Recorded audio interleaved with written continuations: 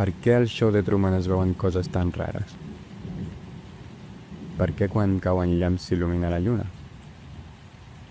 Per què Truman no veu raro que només soni música clàssica a la ràdio? Per què no veu raro que la posta de sol solapi amb la lluna? Tot això Truman no s'ho qüestiona perquè és l'única realitat que coneix.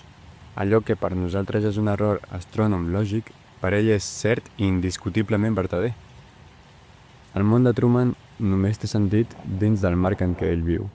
De fet, això no es distància tant de com nosaltres hem normalitzat certes coses que, si les analitzem, són igual d'estranyes.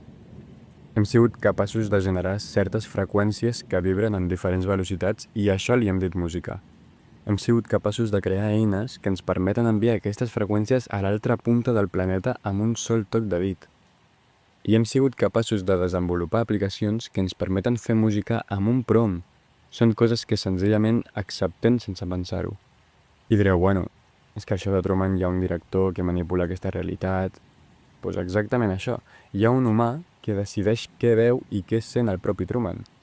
Un humà que, al igual que Interstellar, escapi de les normes per mantenir el sistema. I al nostre món, qui escapa de les normes per mantenir el sistema? Qui va fer el primer moviment? Qui ens salvarà? La realitat de Truman és tan vàlida com la nostra, encara que sigui artificial. En altres paraules, no només hi ha una única veritat, sinó tantes com punts de vista existeixin.